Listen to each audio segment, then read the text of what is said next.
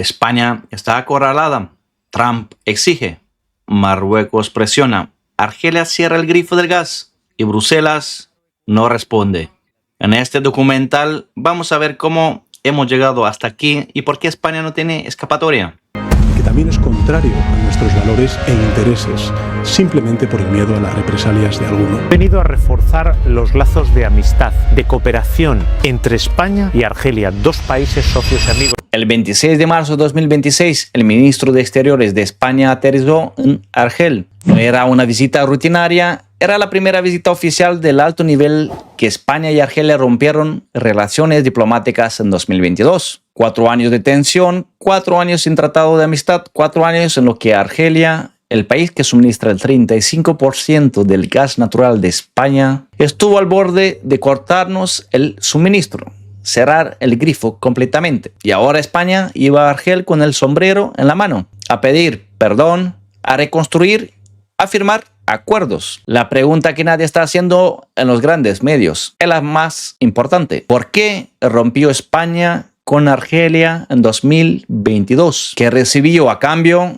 ¿Y por qué 4 años después está volviendo a Argel sabiendo que ese movimiento va a irritar a Marruecos? Porque aquí está la clave de todo lo que hemos analizado hasta ahora en este vídeo. Lo hemos partido, como sabéis, en 3 partes en el mismo vídeo para que entiendan todo. España no tiene un problema con Marruecos, no tiene un problema con Argelia, no tiene un problema con las bases americanas. España tiene un problema de geometría. Está atrapada en un triángulo entre 3 actores que tienen intereses incompatibles entre sí y cada vez que intenta satisfacer a uno, irrita a otro. Hoy cerramos el tablero completo. Quédate porque cuando entiendas este triángulo vas a ver por qué todas las decisiones de política exterior de España en los últimos 4 años tienen la misma lógica y el mismo punto ciego. Hay 3 preguntas que de verdad importan en este episodio. La primera, ¿qué fue exactamente la decisión de Sahara en 2022? Lo que dijeron los medios, lo que realmente se intercambió, lo que se perdió y por qué fue una decisión que tiene consecuencia que todavía se está desplegando.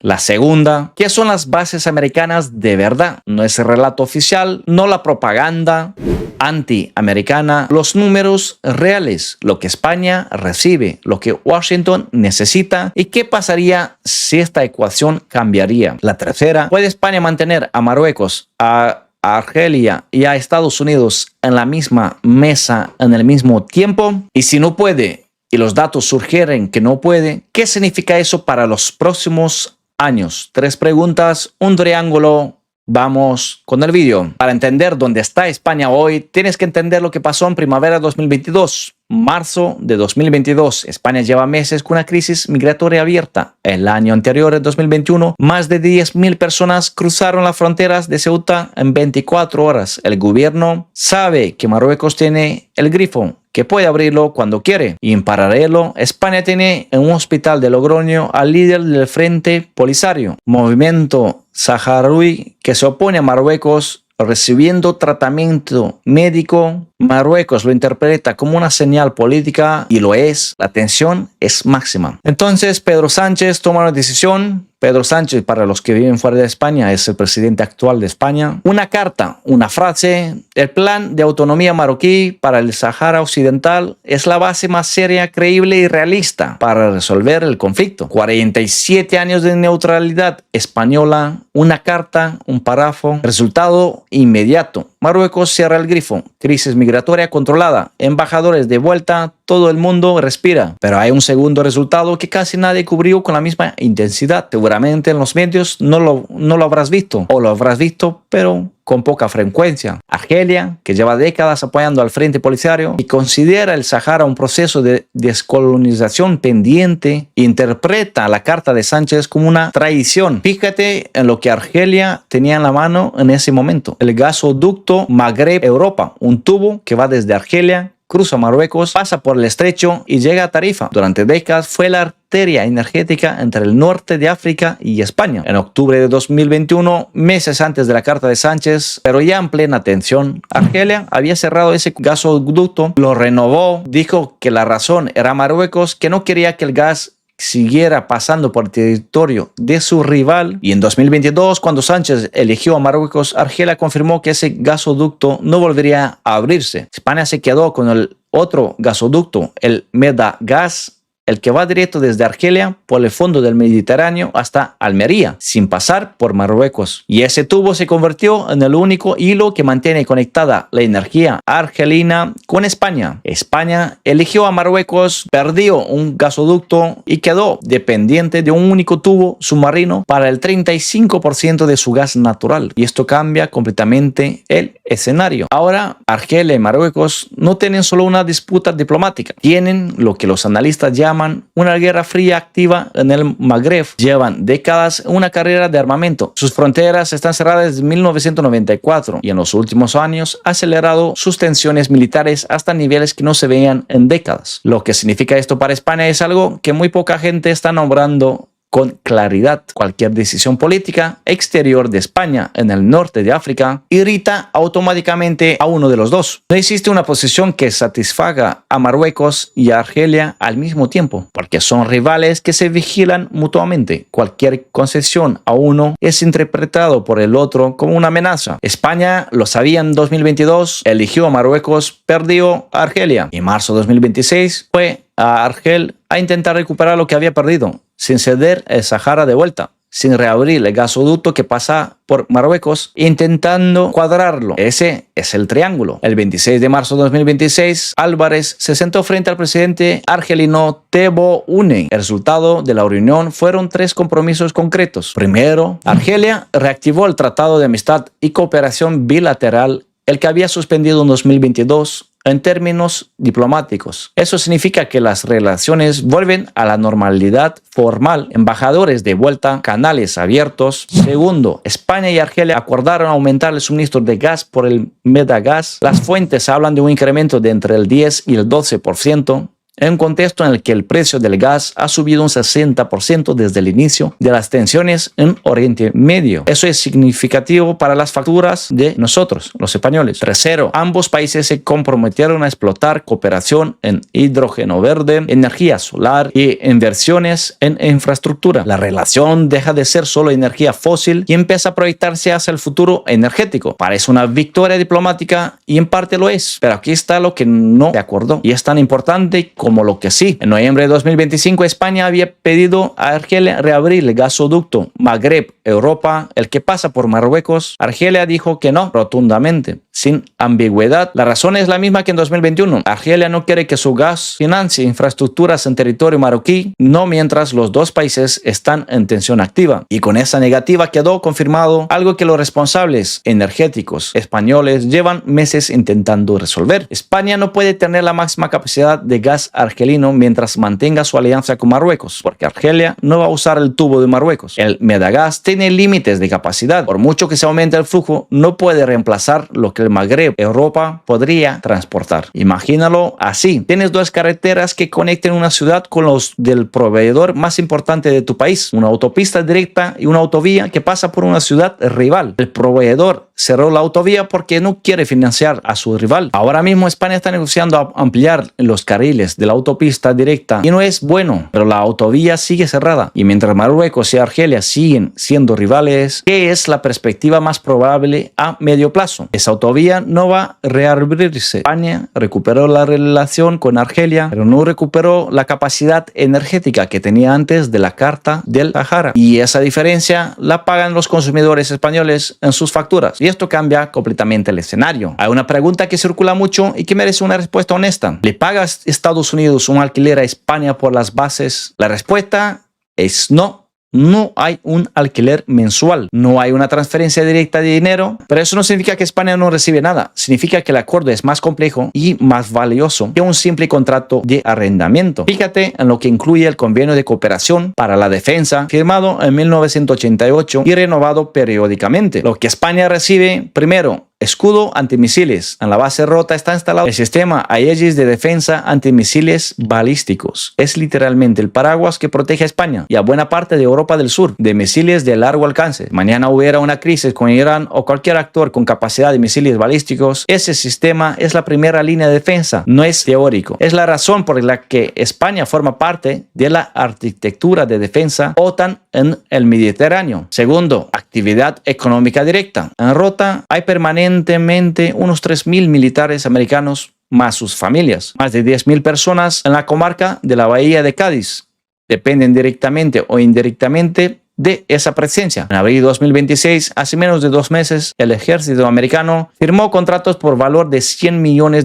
con empresas españolas de Cádiz y Sevilla para modernizar las instalaciones. Son contratos a 8 años. Eso no es la firma de alguien que planea marcharse. Tercero, soberanía real. Y esto es lo que menos se comenta. El convenio establece que España mantiene la soberanía sobre las bases. Estados Unidos tiene que pedir permiso para usarlas en operaciones militares específicas. España puede decir que sí o que no. Y lo ha dicho. En marzo de 2026, el gobierno de Sánchez lo comunicó a Washington que no podía usar Rota y Morón en sus operaciones contra Irán. Los aviones KC-135, los aviones de reabastecimiento en vuelo esenciales para operaciones aéreas a larga distancia tuvieron que reposicionarse en otras bases europeas. Trump respondió con amenazas comerciales y desde Washington empezaron a circular filtraciones sobre Marruecos como alternativa para futuras instalaciones en el estrecho. Aquí está la clave real, la que nadie está contando con claridad. Las bases de Rota y Morón no son un favor americano a España, son una infraestructura militar crítica e irreemplazable para la proyección del poder de Estados Unidos en el Mediterráneo, el Atlántico y el acceso al norte de África. Trasladar esas bases costaría millones, miles de millones de dólares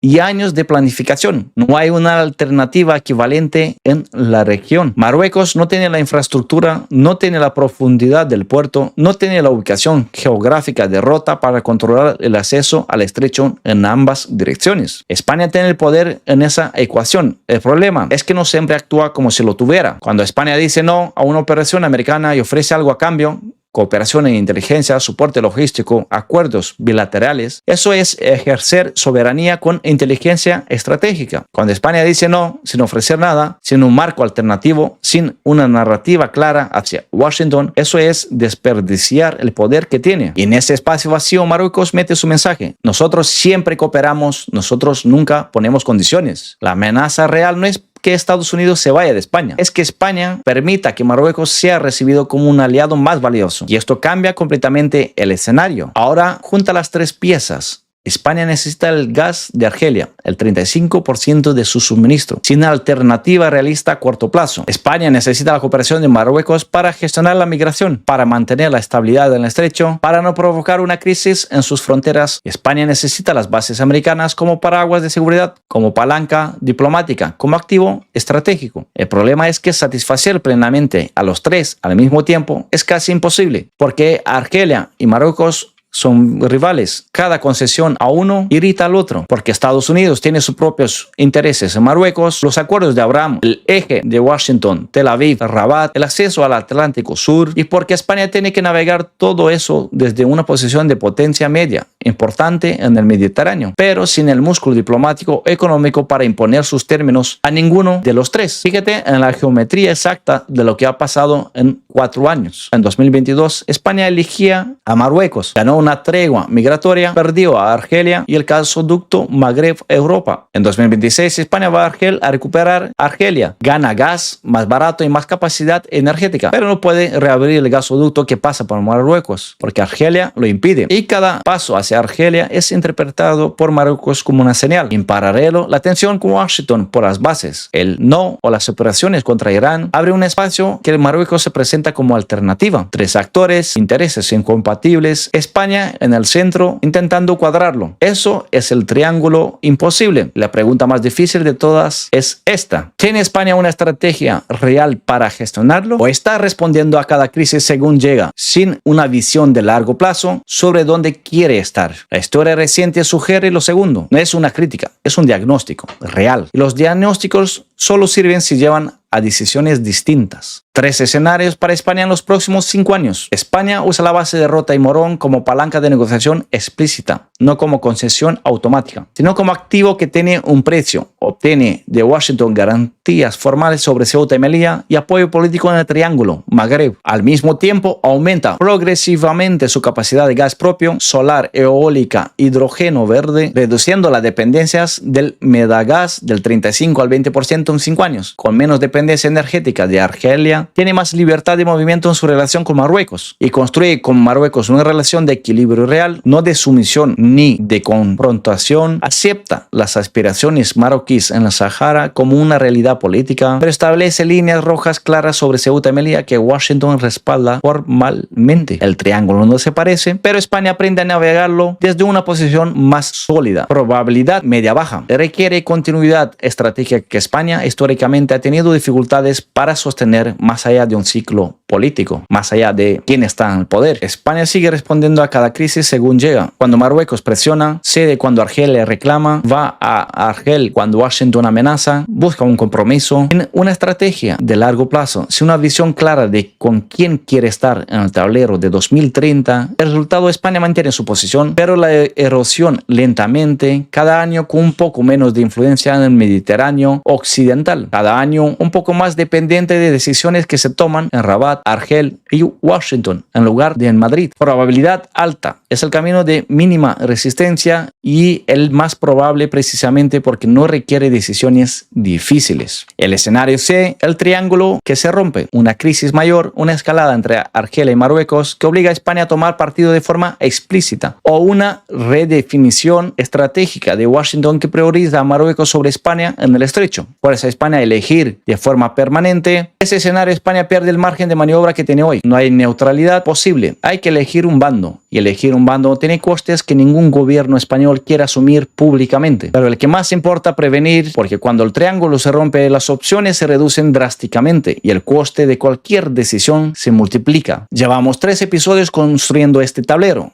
En el primero vimos cómo el eje Rusia-China está redefiniendo el orden mundial y por qué eso importa en Madrid, en Bruselas, en cada decisión económica que se toma en Europa.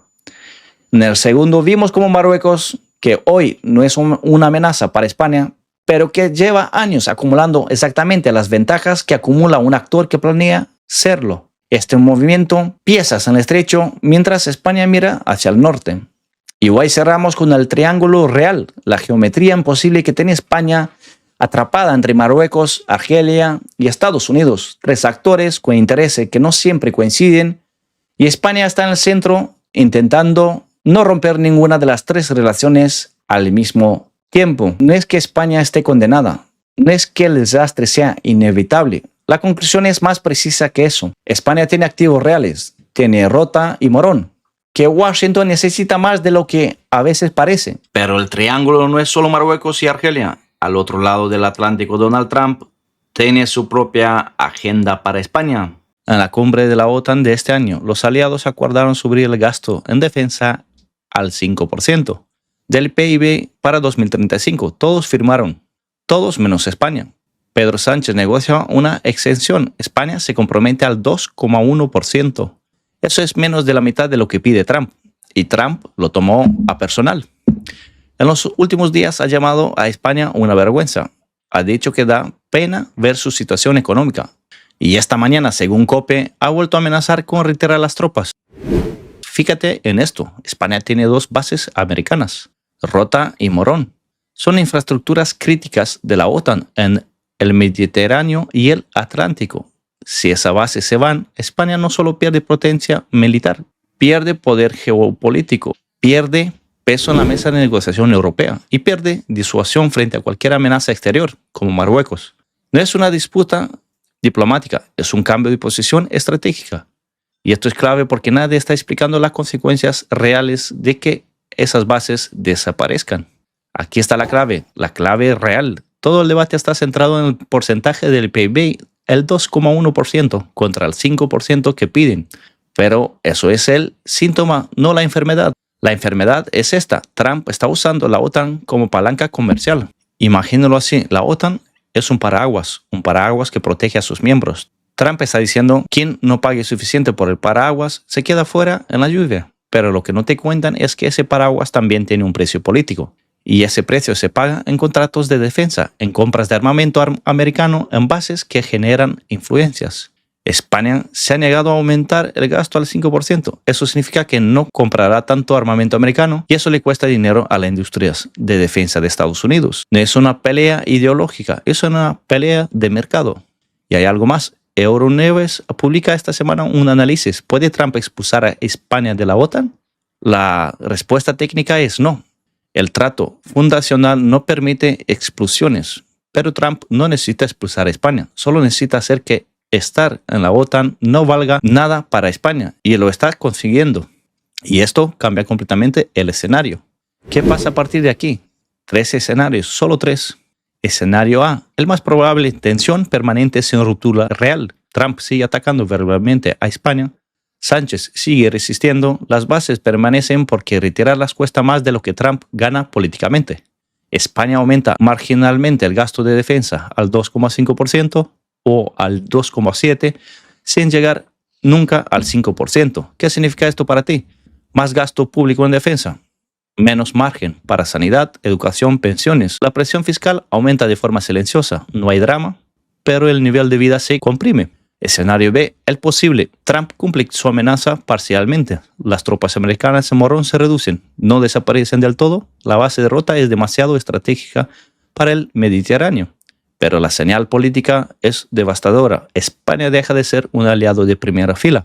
Y eso tiene 2 consecuencias inmediatas. Primera, los aranceles de Trump amenazan con imponer a España aranceles directos. Las exportaciones, aceite, acero, automóviles reciben el golpe. Las exportaciones españolas a Estados Unidos ya cayeron un 12,1% en el arranque de 2026.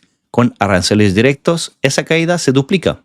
Segunda consecuencia, España tiene que financiar solo su defensa y eso no sale gratis. Escenario C, el extremo ruptura total con la OTAN Atlántica. Es el menos probable, pero existe.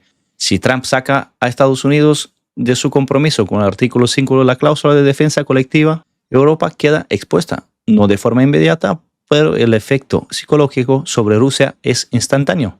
En este escenario, España tiene que elegir o construye defensa europea propia, con todo lo que eso cuesta, o queda en tierra de nadie entre 2 bloques. Y la pregunta que nadie se hace, ¿está España preparada para cualquier de los 3 escenarios? La respuesta corta es no. La respuesta larga la vemos ahora. 3 impactos concretos ahora mismo. Lo que afecta a España. Primero, los aranceles ya están activos. El castigo comercial de Trump a España supera los 150 millones de euros. Los sectores más golpeados son el aceite de oliva y el acero. Si añadimos los aranceles de represalia por el tema de defensa, el sector agroalimentario español, uno de los más potentes de Europa, entra en zona de crisis. Segundo, el gasto en defensa va a subir, no porque Sánchez quiera, porque no hay otra salida. Y ese dinero sale de algún sitio, sale de los presupuestos. Hay países europeos, Alemania es el ejemplo más claro, que ya está recortando gasto social para financiar el rearme. España seguirá este camino más tarde o más temprano. El tercero, y este es el que me preocupa, la pérdida de posición estratégica. España lleva décadas siendo un socio fiable de Estados Unidos. Esas bases en Rota y Morón son la garantía de ese estatus. Si esa relación se deteriora, España pierde peso en las negociaciones europeas, pierde influencia en el Mediterráneo y pierde la protección implícita que da tener soldados americanos en tu territorio. Eso no parece ningún titular, pero es la consecuencia más duradera de esta crisis. Esto no es una pelea entre Sánchez y Trump. Es el momento en el que España tiene que decidir qué quiere ser en el nuevo orden mundial. Un aliado americano que paga el precio que le piden, un actor europeo que construye su propia defensa o un país que intenta estar en los 2 sitios a la vez y acaba sin estar en ninguno. Y mientras Washington aprieta al sur del estrecho, alguien observa. Marruecos sabe que una España debilitada es una oportunidad.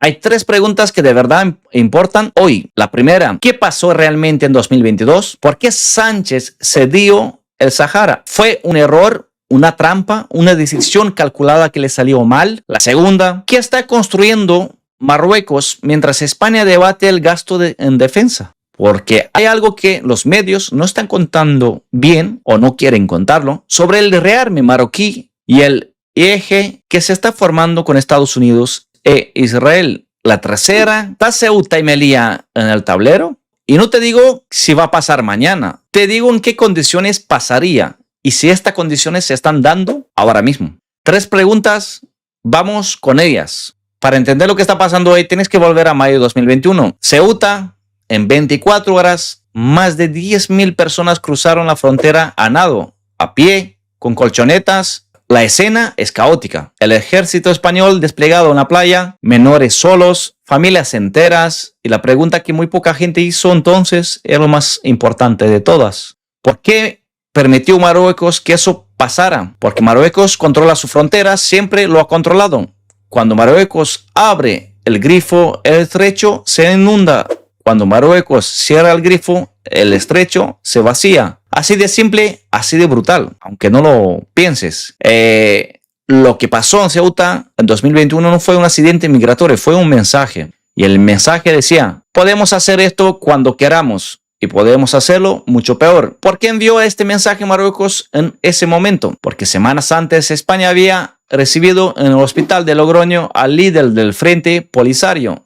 El movimiento independentista saharaui que se opone a Marruecos lo recibió para tratamiento médico y Marruecos lo interpretó como una señal política, así que respondió con su herramienta más poderosa, la migración. Y entonces llegó Sánchez a Marruecos en abril de 2022 y en una carta enviada al rey Mohamed VI reconoció el plan de autonomía marroquí para el Sahara Occidental como la base más seria, creíble y realista para resolver el conflicto. 47 años de neutralidad en una carta, en un párrafo. A cambio, Marruecos cerró el grifo. La crisis migratoria se contuvo. España recuperó el embajador en Rabat y todos respiraron aliviados. Pero aquí está la clave que nadie está contando. Sánchez no compró la paz, compró tiempo. Y el tiempo en geopolítica no se regala, se cobra con intereses. El Sahara Occidental es un territorio de tamaño de Gran Bretaña, con fosfato, pesca, y esto es clave, una posición estratégica en la entrada del Atlántico. El Frente Polisario lleva décadas reclamando la independencia y Argelia les apoya, y Argelia es el tercer país con más reservas de gas natural del mundo. Aquí tienes este triángulo. Marruecos quiere el Sahara, Argelia apoya al Polisario, España está en medio. Y en 2022 España eligió bando, eligió a Marruecos. Y con esta decisión rompió su relación con Argelia. Y Argelia respondió cerrando el gasoducto Medgas, el que abastece directamente a España desde el norte de África. España cedió el Sahara, perdió el gas argelino y ganó una tregua migratoria que dura hasta que Marruecos decida que ya no le interesa. Y esto cambia completamente el escenario. La pregunta A. ¿Qué está construyendo Marruecos mientras España mira hacia el norte? Mientras España debate el 2% del PIB en defensa, Marruecos ha triplicado su presupuesto militar en 10 años. Mientras España debate el 2% del PIB en defensa, Marruecos ha triplicado su presupuesto militar en 10 años. En 2024, Marruecos cerró un acuerdo con Estados Unidos para comprar los F-16 modernizados, drones de combates israelíes, sistemas de misiles avanzados, ha modernizado por completo sus fuerzas aéreas y navales.